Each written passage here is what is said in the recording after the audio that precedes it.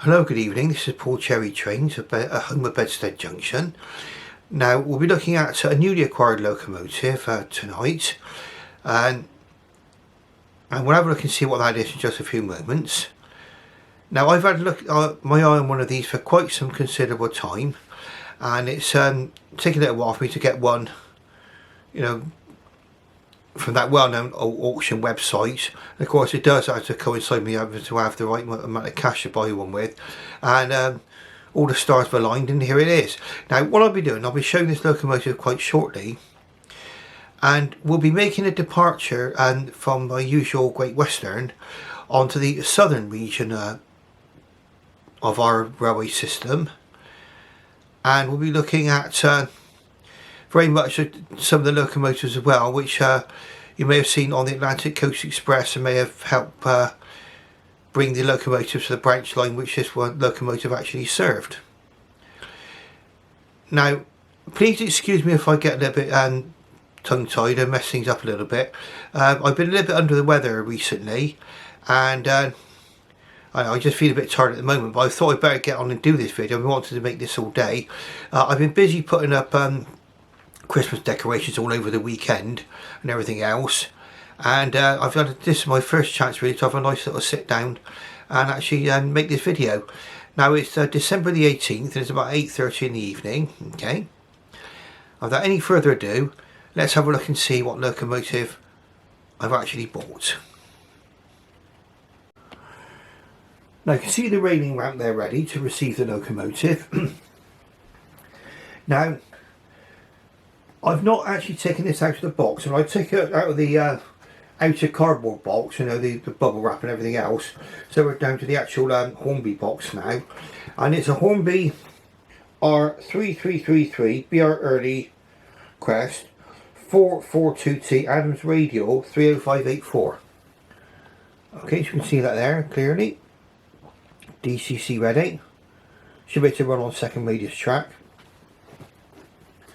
And there's the box, the box it came in. Nice illustration on the front there.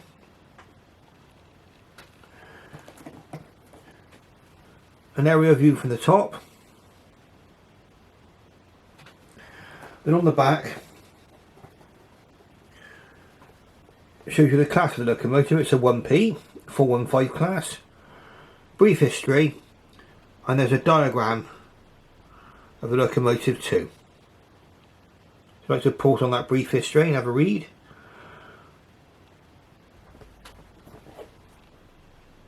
And the date drawn for this is 2014. Okay, like I say, I've not actually had this locomotive out of the box yet, so this is going to be my first chance to see what it's actually like. Now I'm hoping it's going to run, otherwise this might be quite a short video. It was described as in good condition and a good runner, so we shall see. Okay, so it comes in the usual block of ice packaging from Hornby.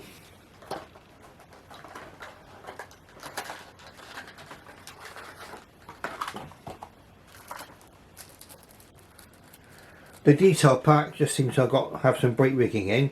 I don't know if anything else has been fitted from that off the locomotive, but that's all we got there, some brake rigging.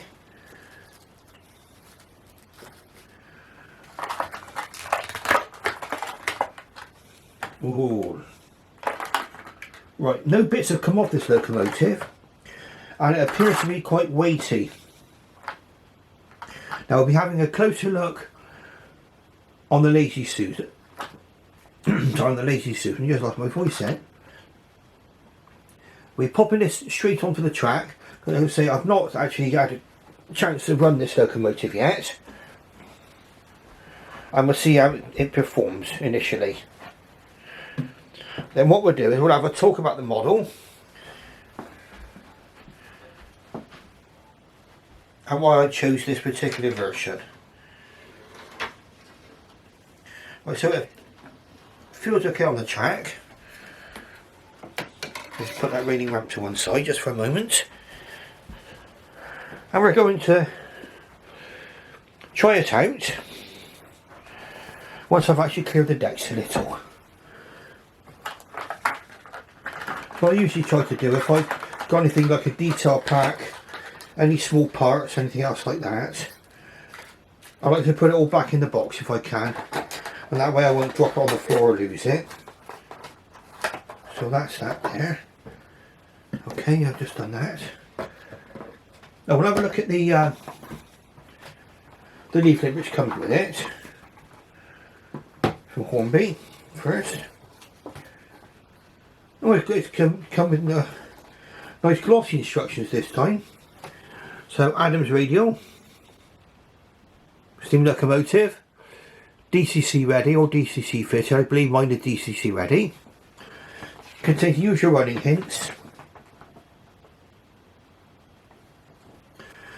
and things like oiling, where to oil the locomotive, there are, and various other diagrams there about how to attach the couplings and things, and instructions about body removal should you wish to access things like the motor, and where to fit the DCC chip. Okay, so that appears to fit by the look of things in the coal bunker, could be.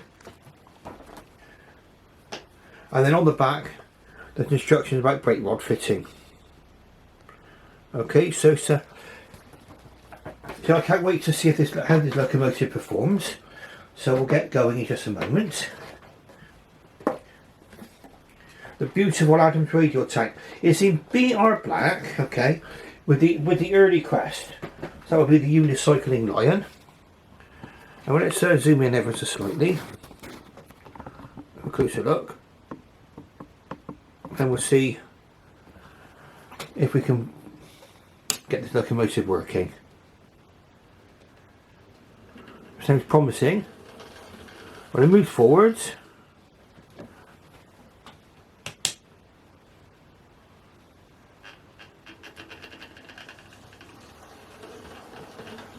move backwards. So we'll run it around the track a few times. I might give it a bit of an oiling as well at some point, but let's run it round, and I'm going to have a sip of my tea while we go round, and we'll have a little to talk about it. So let's have a look.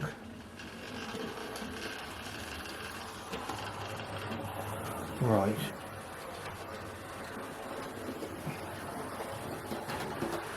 Well, it appears to be running quite smoothly around the track. You see me following it round there now.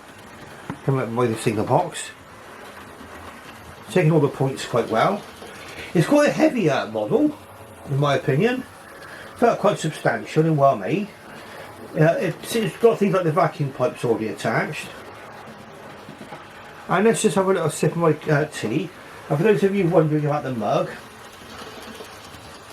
I like to show my mugs off. We're drinking from the clangers tonight. Does you remember the clangers? These little woody creatures from outer space. There we go.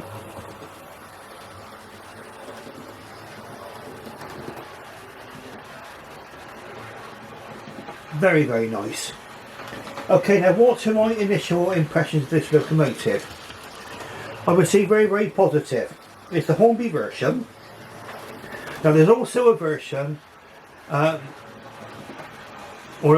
Oxford Rail, okay. Now the reason I didn't go for the Oxford Rail version is because some people appear to have had trouble with the motors. Now, for any of you who are familiar with Sam's trains, I'm sure most people are nowadays who follow railways. Sam's trains actually had an Oxford Rail version of this, and it basically refused to run properly. And I think he ultimately solved this problem by fitting an alternative motor. Okay, so this is the reason I went for the Hornby version. Now I've noticed that in what Hornby are advertising on their website, the version that they've got for sale now is actually the Oxford Rail. Now I don't know whether or not that's going to be the same as the previous Oxford Rail with the same motors and everything else, but obviously that's why I went for this maybe a little bit earlier Hornby version. And in fact the reviews seem quite positive. And that's one thing which I like to do actually before I go ahead and buy a locomotive, because it's all of us, it's our hard-earned cash, to do a little bit of research. I think we're probably going along at a scale speed of about 150 miles an hour now, but I just give you the chance to just see how the locomotive runs. You just turn it down now. We'll let it go around at a more suitable speed. There we are. Now the Adams Radial tank is a very, very interesting locomotive, really, in that there were very, very few left, certainly going into BR service, and the only place where they ended up serving was the branch from Axminster to Lyme Regis. Yes, you could at one time get a train to Lyme Regis.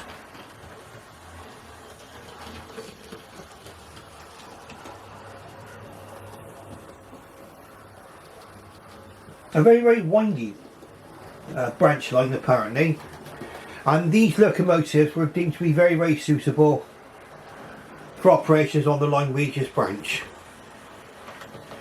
They were eventually replaced in 1961 by Iveck tanks.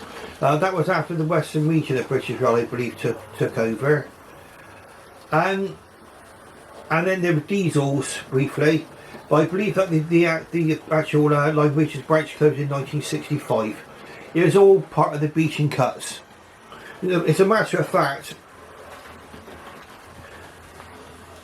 what was formerly Southern Region territory was actually all transferred over to the Western region of British Rail.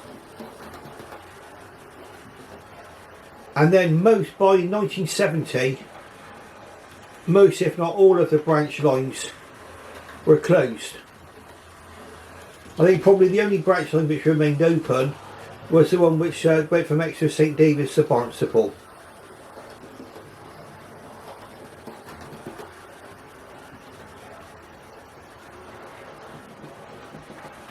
And in fact, very much of the history of railways in the West Country does actually centre around the rivalry which existed between the Great Western Railway and the Southern Railway,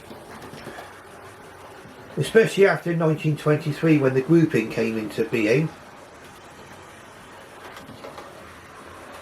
And of course the most famous train ran by the Southern Railway was the Atlantic Coast Express, certainly serving my neck of the woods. Now let's have a look.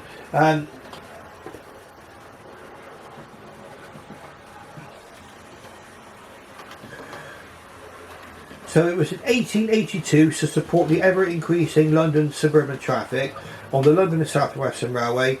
William Adams, the locomotive superintendent, ordered 71 new Class 415 442T engines. Now they were developed from an earlier 415 class, and they were all constructed away from the London and South Western Railway workshops at Nine Elms, which were at full capacity. They were built by R. Stevenson, Nilsson and Co. and Bear Peacock and Dubs and Co. between 1882 and 1885. All constructed the same basic design. Those leaving the works after 1884 had slightly larger side water tanks and deeper fireboxes, while later modifications saw the trademark Adams stovepipe chimney being replaced by a lit version. The addition of coal rail to the bunker and the fitting of double slide bars to the crossheads in place of the original single bars. Introduction of the Drummond M7 class led to the Class 415s being shifted to raw and branch traffic, and by grouping in 1923 only 30 locomotives made it to the Southern Railway stock book. By 1927 only 2 engines remained, although in 1946 they were joined by a further locomotive purchased from the East Kent Railway. All 3 were finally withdrawn from service in 1961. Locomotive 30584 were built at Dubs & Co Glasgow during 1885 under works number 2109, one of the last batch of 10 built, entering service as LSWR 520. She was renumbered as 0520 in February 1922, then E 520 outpost grouping in 1925. In January 1934, she was then renumbered, this time to 3520, before finally appearing as 30584 following nationalisation. Withdrawal from service in January 1961. It was in December that year before 30584 was cut up at Eastleigh Locomotive Works. Now, I did read that history from the back of the box. I cannot pretend to be having a railway encyclopedia inside my head. I do know a fair bit of history, but this is quite a new class to me, the Adams Radial tank. And in fact, the M7 is another locomotive which is very much on my wish list. Now what we're going to do is we're going to test this locomotive and see what it's like over points. And then we'll have a nice little look at her as well, just to see what she's actually like close up. Before finally giving her some carriages to pull. And I've only had a bit of a slight running session earlier with these two other locomotives here.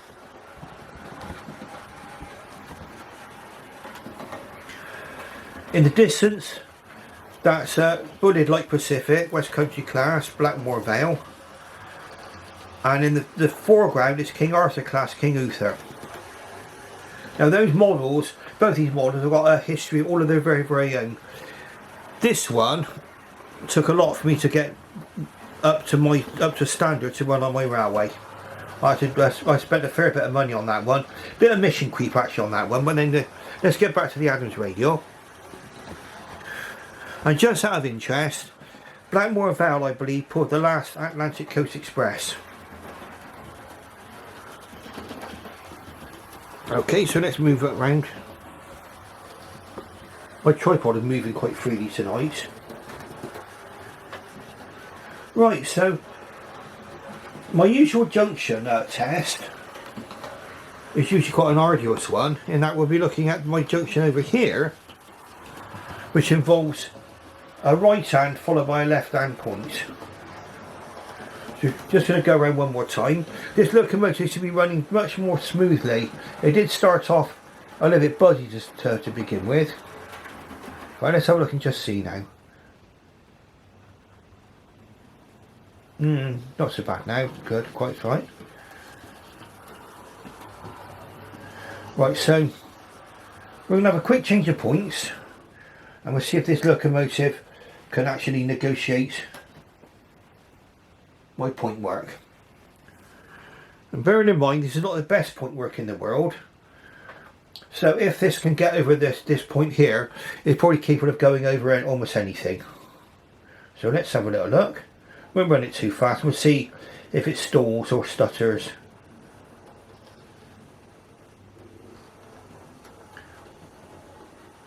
We'll handle that with flying colours. Let's bring it backwards.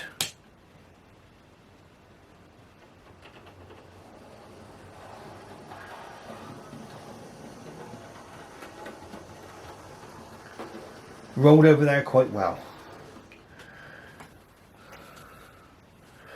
And then we're just going to change it to the more awkward of the point work.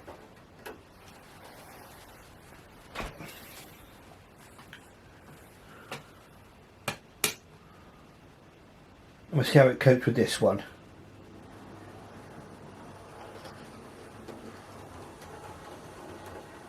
Wow, beautiful. Beautiful, absolutely superb. That to me is the ultimate points test. Okay, it's able to go over this point work. And you saw it go over the sidings. Trundled over there beautifully. Absolutely lovely.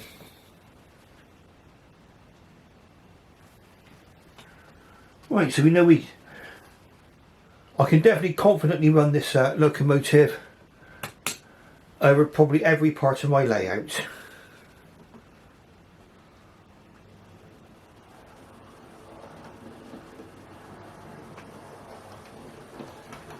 over those points without any difficulty. The further set of points here, another little junction where I've got my probably got the Atlantic Coast Express parked up.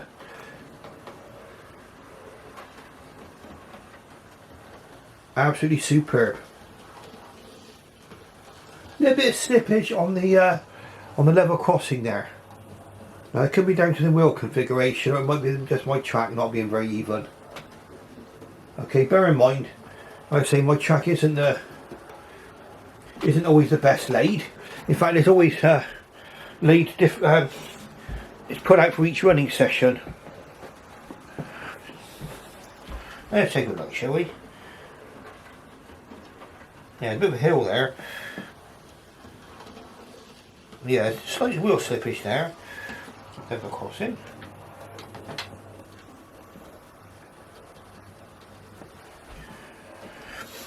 But nothing serious.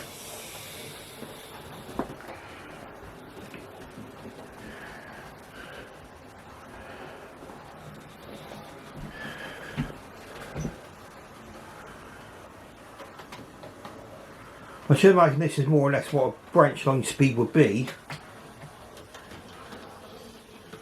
And perhaps we can imagine this locomotive gamely heading down towards Lyme Regis from Axminster. And it's funny because Lyme Regis is in Dorset, so you think of the line being in Dorset, but actually the Lyme Regis branch was mainly in Devon. It only actually went into Dorset over a very, very short distance after it ran into the actual Lyme Regis station. Now Lyme Regis station had a bit of a disadvantage in that it was actually situated on a hill overlooking the resort. And that's very much the same. I think the Ilfracombe branch was the same too, wasn't it? I think that probably was on a little bit higher up from the actual beach. And that's very often a question of geography. Lyme Regis, of course, being very, very popular as part of the Jurassic Coast, where a lot of dinosaur fossils get found. Okay, so the next time we'll see this locomotive, we'll be up on the Lazy Susan. We'll have a nice closer look at her. Let's bring her around so I can grab her.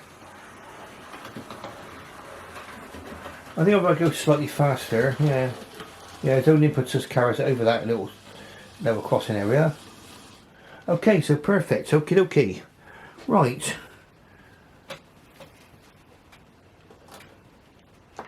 So the next time you'll see this locomotive will be... Okay, so this is the Adams Radial tank up close and personal from Hornby. Very, very nice model. I cannot see any defects on this model. Don't appear to be any parts missing from it. The slide bars are all together nicely as well. You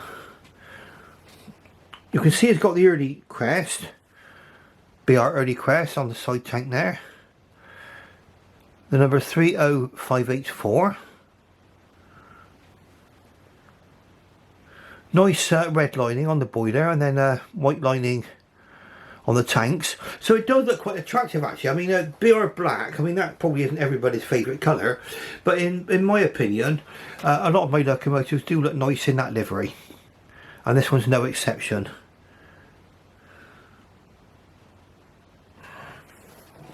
What a lovely looking locomotive.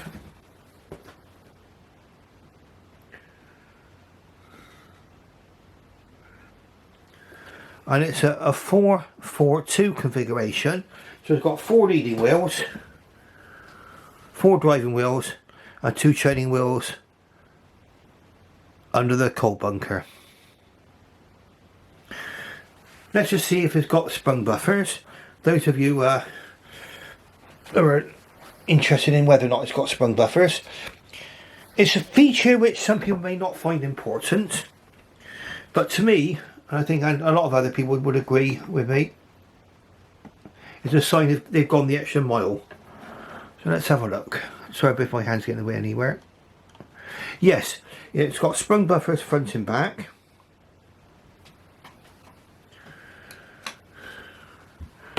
And as time goes on in this review, I'm getting more and more pleased with this locomotive. Just setting the tripod there. Okay, so that's the side view of it. Got nice lining on the cylinders. All the coupling rods look nice, beautiful. Got sandpipes on there.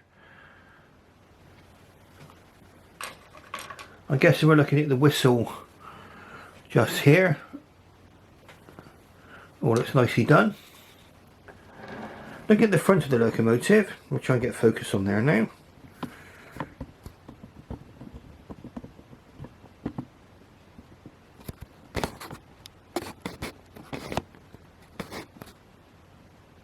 Okay, so metal sprung buffers, 30584, the number there, possibly a shed plate just underneath. It's got a separately fitted dart, steam pipes fitted, coupling hook there, those who like the 3-link couplings, and you can see the sprung buffers there, and then you've got a plain buffer in red. And this will probably be the modified chimney here. Moving on to the other side.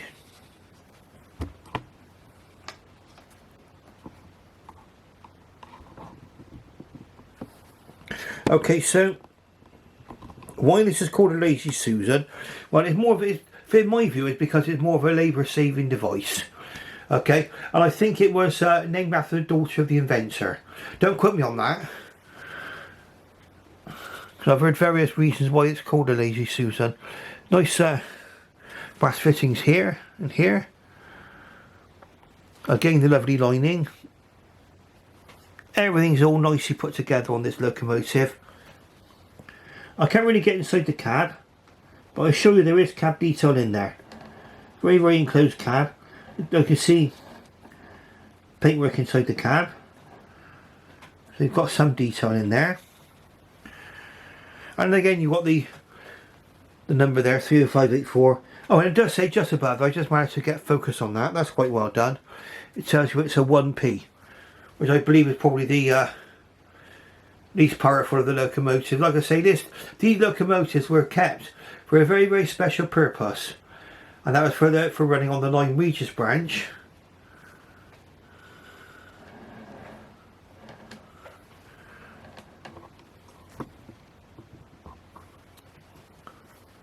And then we've got lamp irons there and there, nicely done.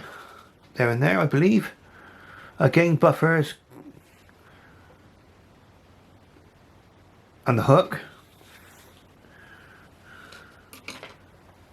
The coal load to me looks reasonable. I mean, I'm no expert on coal loads, but it does look nice enough to me. There doesn't appear to be any form of seam along the boiler. In fact, I wonder if the boiler might be die cast because of the weight. Hard to tell. So, sorry about the hands there. The hands of the very nice weight to it, definitely. That's the underneath view. Okay, so we've got some provision under there for the fitting of the brake rigging. Hornby made in China. What I like about this are rear pony strut swivels.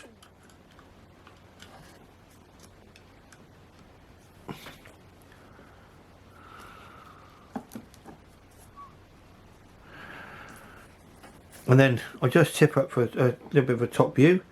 There we go. Very, very nice locomotive.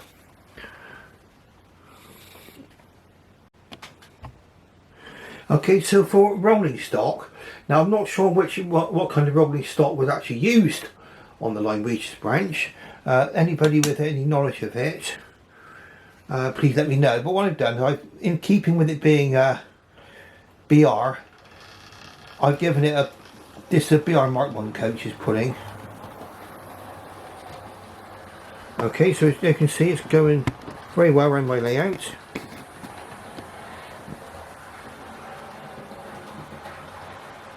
Pretty smooth runner. I'm going to give this a nice oiling, a bit of a service.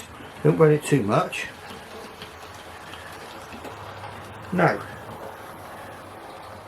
if you like what you see, please press the like button, and for those of you who are not subscribed, please subscribe to my channel. It's absolutely free, it don't cost you any money to subscribe. Okay, and I will say thank you very, very much for watching, and I should bid you farewell, and we'll just wait for it to come round one more time, and I should bid you farewell and good night.